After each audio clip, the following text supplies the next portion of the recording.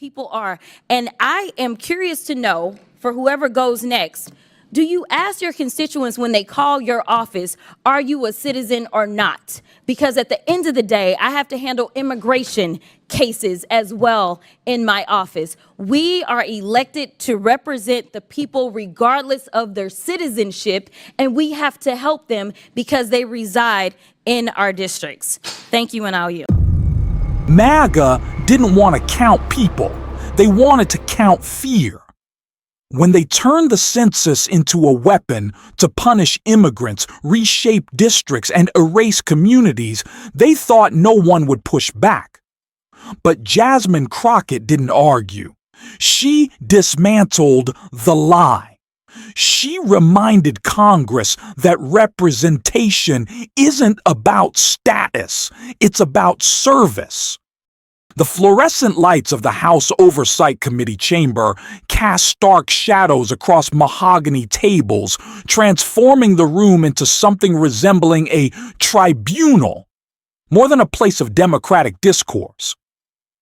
Behind the chairman's elevated desk, a banner stretches across the wood-paneled wall, securing the census protecting democracy from fraud. The words gleam in bold red, white, and blue letters, a patriotic veneer over what would soon reveal itself as something far more calculated. At the center of the witness table sits a peculiar display, an oversized mock-up of a checkbox form, its black lines crisp against white cardboard. Two options are presented in clinical font, citizen and non-citizen. The checkbox hovers like a monument to bureaucratic precision, elevated on a small easel as if it were a sacred artifact of American democracy. Committee members file in with the solemnity of pallbearers, their expressions neutral, professional, unrevealing. Nancy Mace takes her position at the chairman's bench with practiced authority. Her auburn hair catches the overhead lighting as she arranges her papers with mechanical precision. The South Carolina representative has built her political brand on being the reasonable voice of conservative governance, measured, articulate, never quite crossing the line into the inflammatory rhetoric that defines some of her colleagues. Today she wears that reputation like armor. The chamber fills with the ambient noise of shuffling documents and whispered consultations between staff members. C-SPAN cameras position themselves with surgical precision, their lenses trained on the witness table where the checkbox display commands attention like a silent sentinel.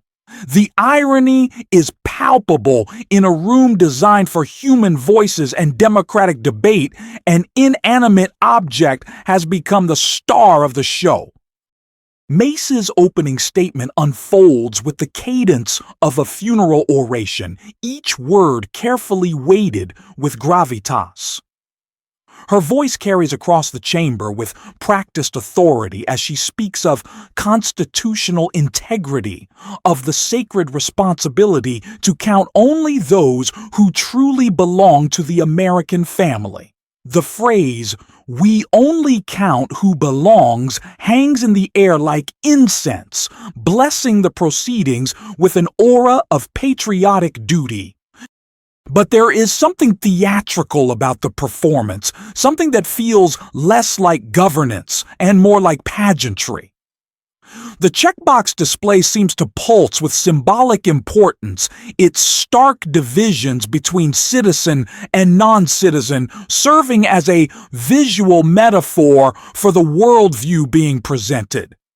This is democracy as sorting mechanism, citizenship as exclusive club membership, the census as gatekeeper rather than servant of the people. The cameras capture every gesture, every inflection, as Mace builds her case for what she terms census integrity. Her words paint a picture of American democracy under siege, threatened not by foreign armies or domestic terrorism, but by the inclusion of the wrong people in the wrong columns of government forms. It is a vision of America that measures its strength not by who it embraces, but by who it excludes. As Mace's opening statement reaches its crescendo, the camera pans across the faces of committee members. Some nod in solemn agreement, their expressions grave with the weight of protecting constitutional principles. Others maintain poker faces that reveal nothing of their inner thoughts. But one face stands apart from the rest. That of Jasmine Crockett, the representative from Texas, whose presence seems to inject a different energy into the sterile proceedings. Crockett does not fidget or whisper to staff members. She does not shuffle papers or check her phone. Instead, she sits with the stillness of someone who has seen this performance before and knows exactly how it ends. Her dark eyes move slowly across the room, taking in the patriotic banners the checkbox display, the solemn faces of her colleagues. There is something in her expression that suggests she is calculating, measuring, preparing for a different kind of mathematics than the one being presented. The opening act concludes with Mace's final appeal to American values, her voice rising slightly as she speaks of the sacred trust between government and citizen. The checkbox display seems to glow under the lights, its binary choice representing the stark worldview being advocated. You are either in or out counted or uncounted, worthy or unworthy of recognition in the American story. But as the echoes of Mace's words fade into the chamber's acoustic dampening, something shifts in the atmosphere. The performative solemnity begins to feel brittle, as if the entire edifice of righteous indignation might crack under the weight of actual scrutiny. The checkbox, so imposing in its simplicity, begins to look less like a monument and more like a target. The transition from opening statements to evidence presentation happens with the mechanical efficiency of committee procedure, but Jasmine Crockett's approach shatters the established rhythm like a jazz musician improvising over a classical score. Where Mace had spoken in grand proclamations about constitutional principles, Crockett begins with silence and paper. She places a thick manila folder on the witness table with deliberate care, the sound of cardboard against wood echoing in the suddenly quiet chamber. The folder is stuffed with documents, budget reports, allocation sheets, emergency funding authorizations, the bureaucratic DNA of how government actually functions when cameras are not rolling and speeches are not being made. Her fingers move through the documents with the precision of a surgeon, each page selected and placed with purpose. A budget summary from the Texas Department of Health Services. $847 million allocated for emergency medical care, no citizenship verification required. A federal education funding report, $1.2 billion distributed to school districts serving mixed status families. An emergency response authorization from Hurricane Harvey, $2.8 billion in disaster relief distributed based on need rather than documentation status. The numbers accumulate on the table like evidence at a crime scene, each document a silent witness to the gap between political rhetoric and administrative reality. Crockett does not wave the papers dramatically or quote statistics with righteous indignation.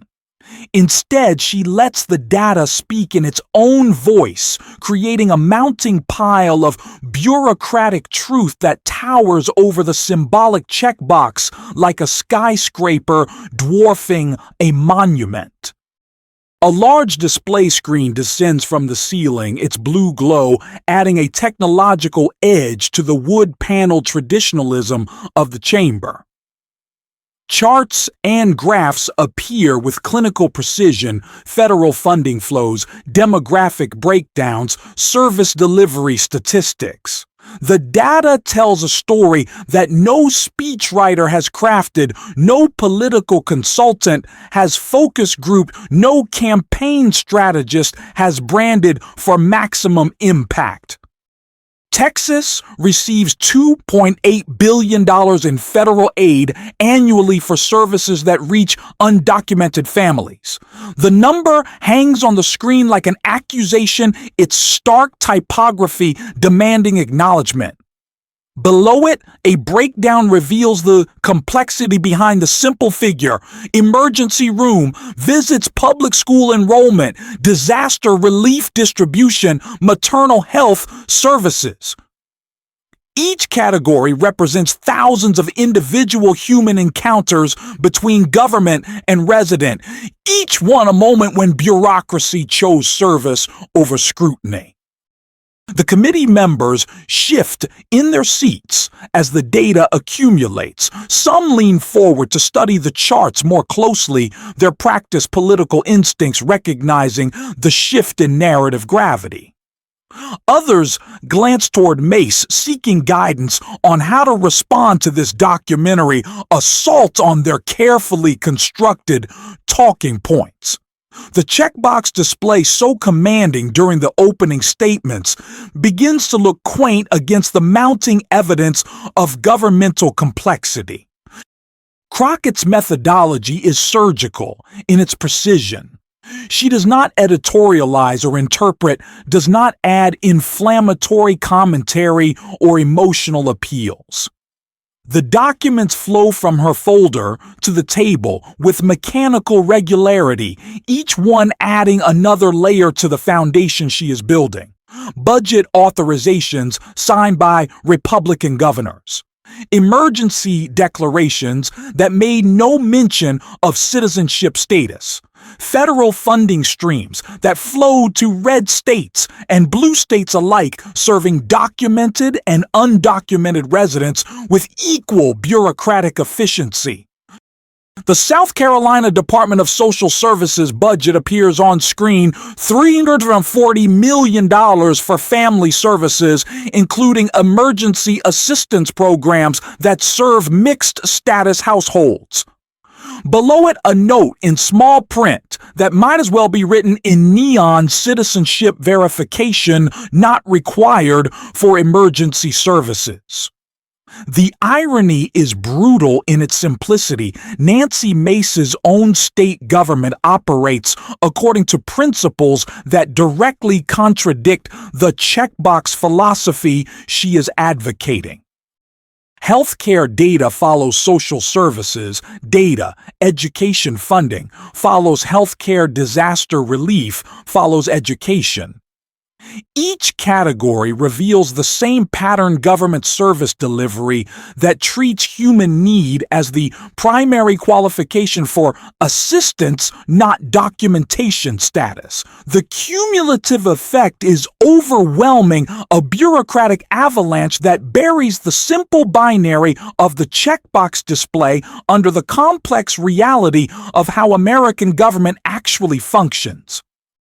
The camera captures the growing tension in the room as committee members realize they are witnessing something unprecedented: a political argument being made entirely through documentation rather than rhetoric. Traditional political theater depends on competing narratives, opposing sound bites, conflicting interpretations of shared facts. But Crockett has introduced something more dangerous: unambiguous evidence that speaks for itself. As the data presentation reaches its crescendo, the checkbox display looks increasingly absurd. Its stark division between citizen and non-citizen seems naive against the backdrop of government systems that recognize dozens of different status categories, service qualifications, and eligibility requirements. The real world, it turns out, is not organized around checkboxes. The final document in Crockett's folder is a summary report from the Congressional Budget Office, its cover stamped with official seals and authorization signatures. The title reads, Federal Expenditures on Mixed Status Populations, a Comprehensive Analysis. The report is 247 pages long, representing months of research and analysis by career government economists and statisticians.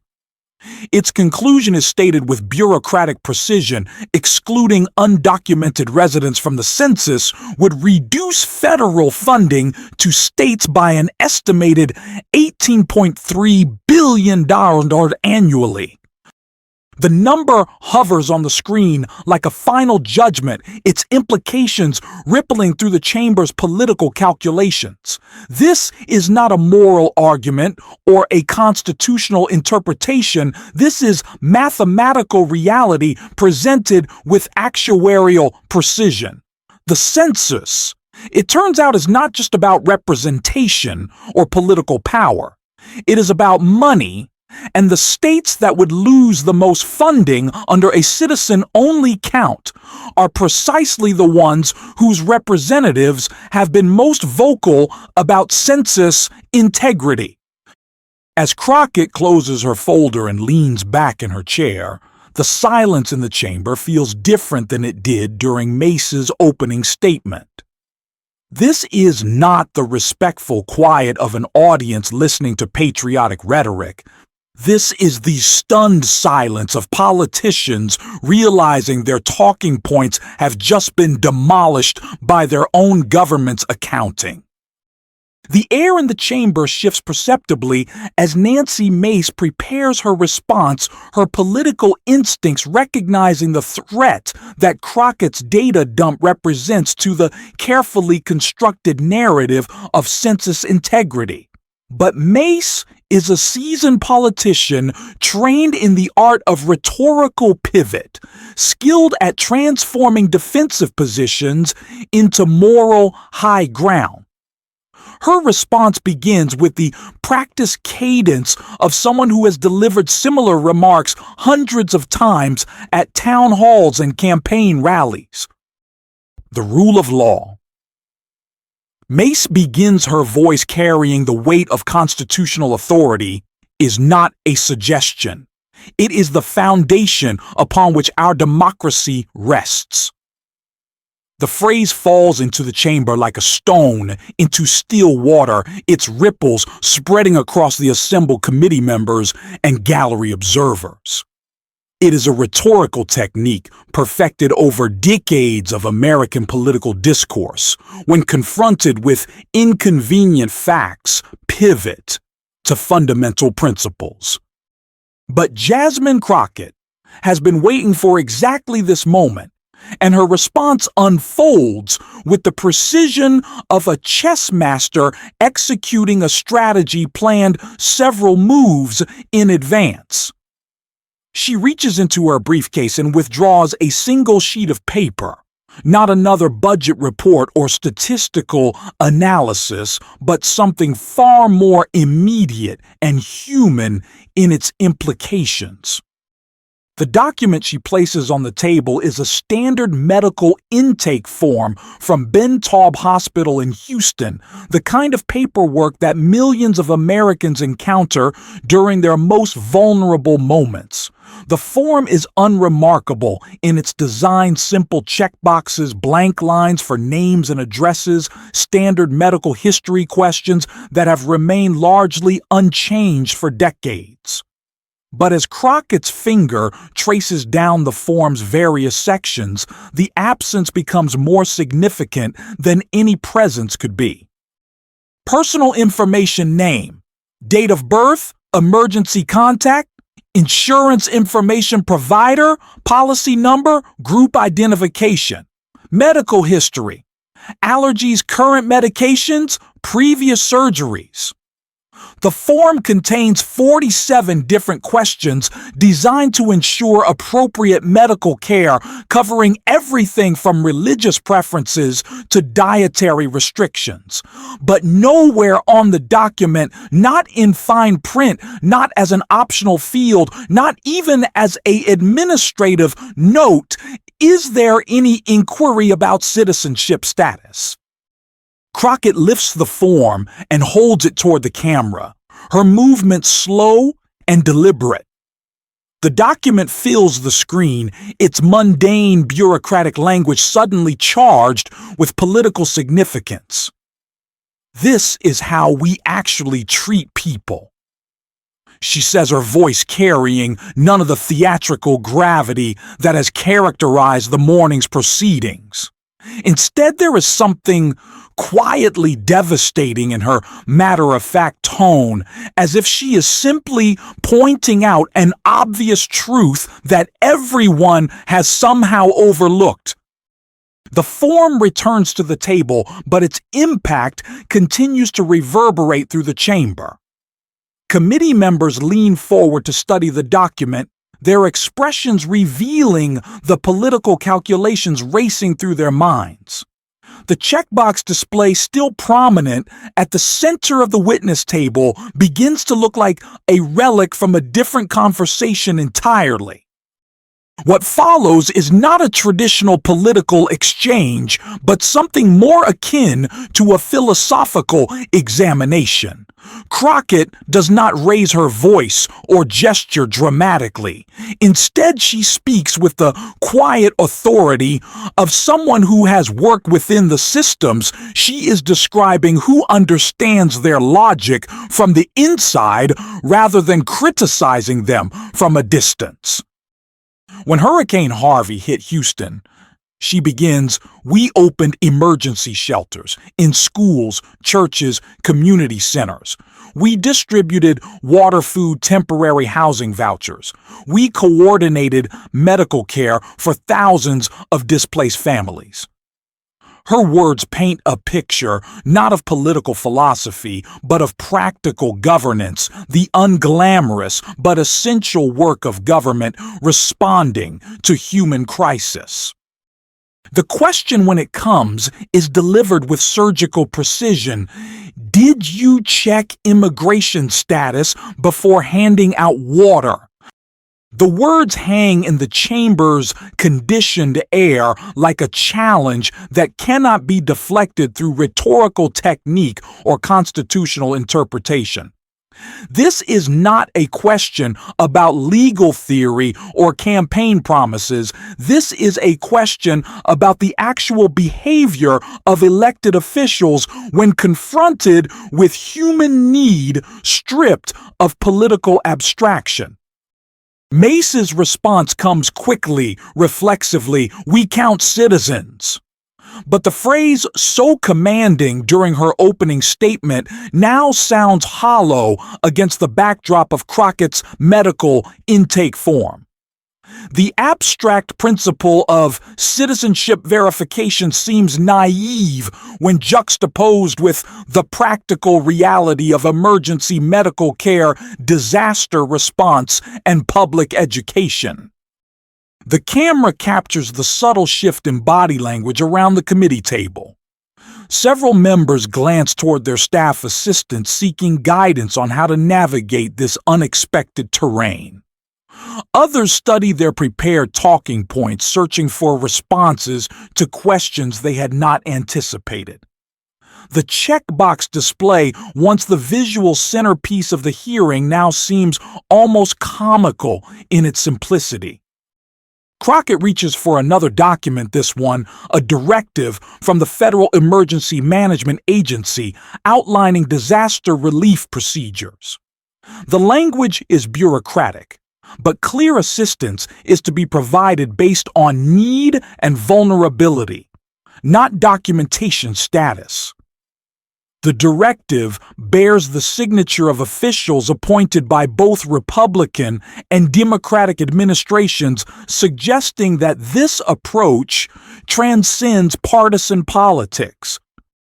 We serve people in crisis. Crockett states because that's what government is supposed to do. The words carry an implicit challenge to the entire framework of the hearing. If the purpose of government is to serve its residents, then counting those residents becomes a tool of service rather than exclusion. The philosophical trap is now fully visible. Either government serves all residents, in which case the census should count all residents, or government serves only citizens, in which case billions of dollars in current federal spending should be redirected away from mixed status communities. The checkbox display designed to represent simple moral clarity has instead revealed the fundamental contradiction at the heart of the political position it was meant to support. Mace attempts another pivot, invoking constitutional principles and legal precedent, but her words lack the conviction of her opening statement.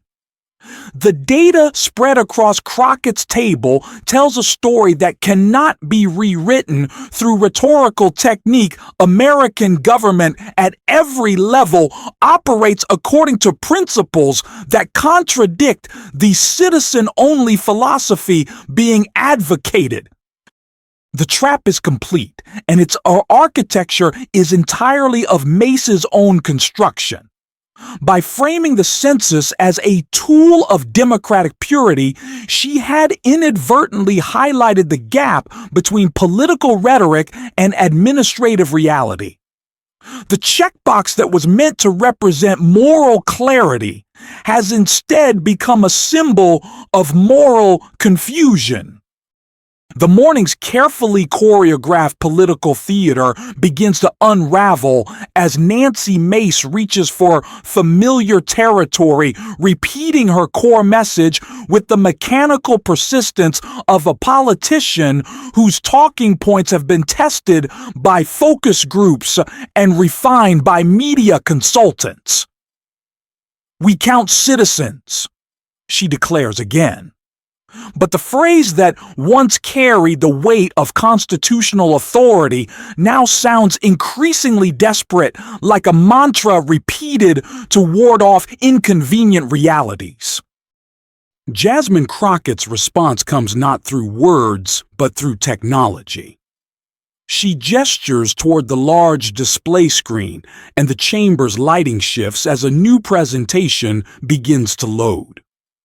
The blue glow of the monitor reflects off the polished wood surfaces, creating an almost ethereal atmosphere that transforms the staid committee room into something resembling a modern courtroom where evidence speaks louder than advocacy. The first image that appears is stark in its simplicity, the official seal of the South Carolina Department of Health and Human Services, Nancy Mace's own state government. Below the seal, a budget line item appears in crisp black text: emergency medical services for undocumented residents, $127.3 million allocated fiscal year 2024. The number sits on the screen like an accusation, its official formatting, lending it the authority of governmental truth. But this is only the beginning of Crockett's documentary assault. Additional budget lines appear in sequence, each one revealing another layer of contradiction between Mace's rhetoric and her state's reality. Prenatal care services, $43.2 million. Emergency education funding, $78.9 million. Disaster relief administered without documentation verification, $156.7 million. The figures accumulate with bureaucratic precision, each one representing thousands of individual interactions between South Carolina government and residents whose citizenship status was never questioned. The camera captures the subtle changes in the committee members' expressions as the financial reality unfolds. Some lean back in their chairs, their political instincts recognizing the devastating effectiveness of being confronted with their own government's accounting. Others maintain poker faces while frantically scribbling notes to their staff assistants, seeking escape routes from a trap that tightens with each new budget line. Mace herself remains composed, her years of political experience providing armor against this kind of documentary bombardment. But there is something in her eyes, a flicker of recognition perhaps, or calculation that suggests she understands the perilous position she's been maneuvered into. The checkbox display, her visual centerpiece, now looks like evidence against her own argument. The most damaging revelation comes in the form of an internal memo from the South Carolina Emergency Management Division dated just 6 months earlier. The document appears on screen with bureaucratic clarity.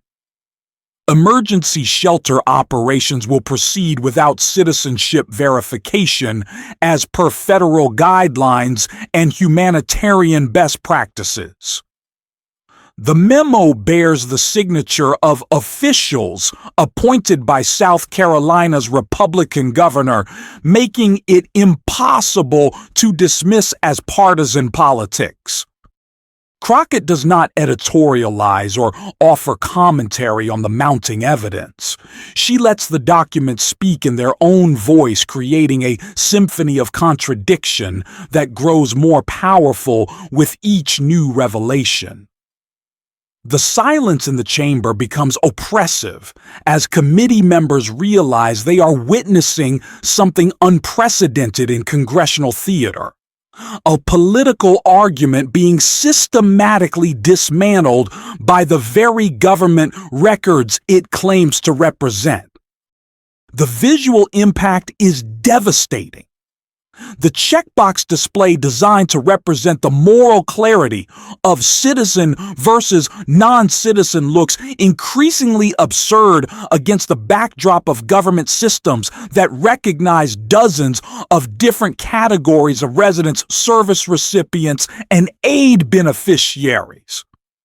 The real world of governance, it turns out, is not organized around simple binary choices.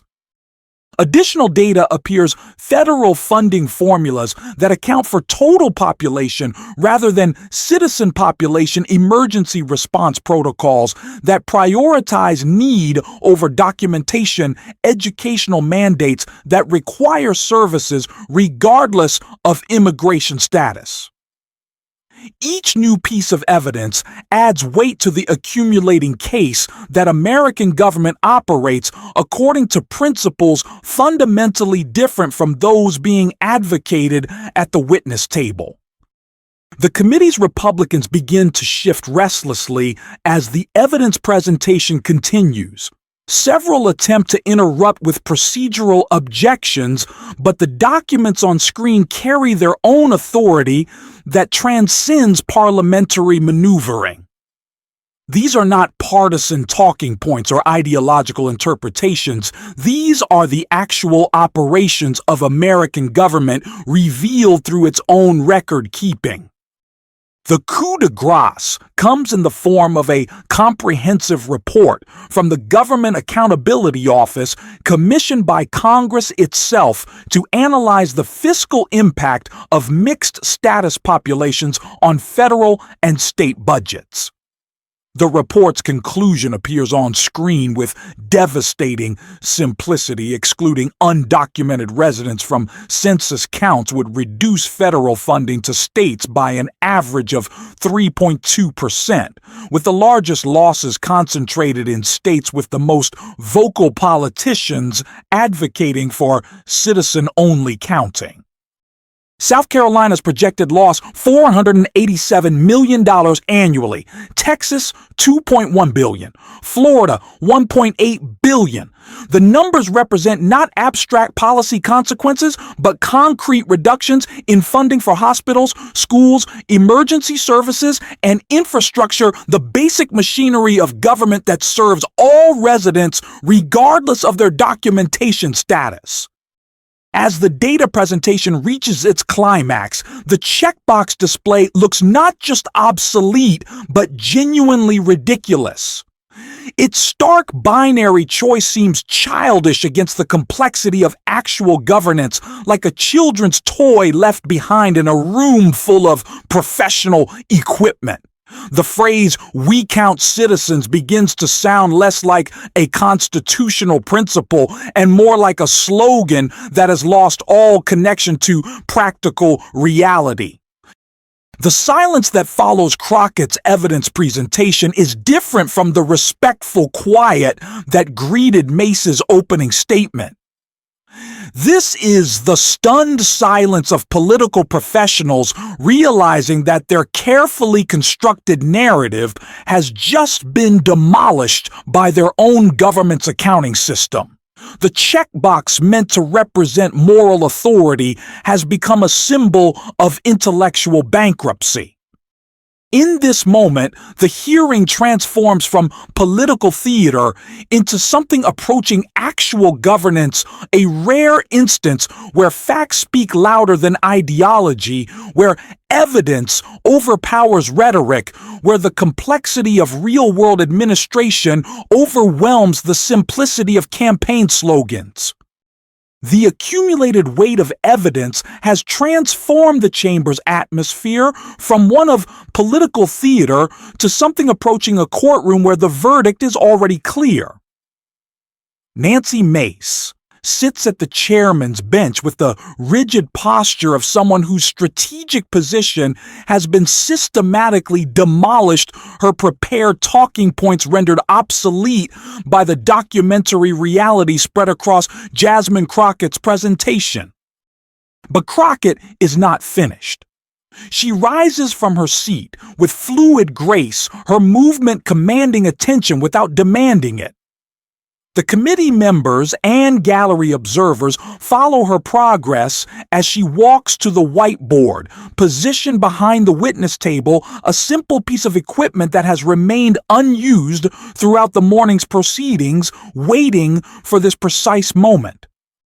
The marker she selects is red, its color bright against the pristine white surface. Her handwriting is clear and deliberate, each letter formed with the care of someone who understands that her words will be captured by cameras, analyzed by commentators, and referenced in political discourse for years to come. The message she writes is devastatingly simple. We didn't ask, we just served. 6 words that encapsulate an entirely different philosophy of governance. Not the exclusionary logic of checkboxes and verification requirements, but the inclusive principle of service based on human need rather than bureaucratic categories. The phrase hangs on the whiteboard like a challenge to every assumption that has guided the morning's proceedings. She underlines the word served with a firm stroke of the marker, the red line providing emphasis that no rhetorical flourish could match. The visual impact is immediate and undeniable here. Is government reduced to its essential function, stripped of political calculation and bureaucratic complexity? When people needed help, help was provided. The citizenship status of the recipients was irrelevant to the moral calculation. Crockett caps the marker and sets it down on the whiteboard's ledge with deliberate precision. The sound echoes in the chamber's sudden quiet, a small punctuation mark that somehow carries enormous weight. She does not return to her seat immediately, but instead stands beside her written message, allowing the cameras to capture the full tableau: the representative from Texas, the whiteboard message, and the checkbox display visible in the same frame. The visual composition tells the entire story of the morning's proceedings. On one side, the complex philosophy of service without conditions. On the other, the simple binary of inclusion versus exclusion. The contrast is stark, unambiguous, and deeply unflattering to the position that Mace has spent the morning advocating. When Crockett finally returns to her seat, she does so without fanfare or dramatic gesture.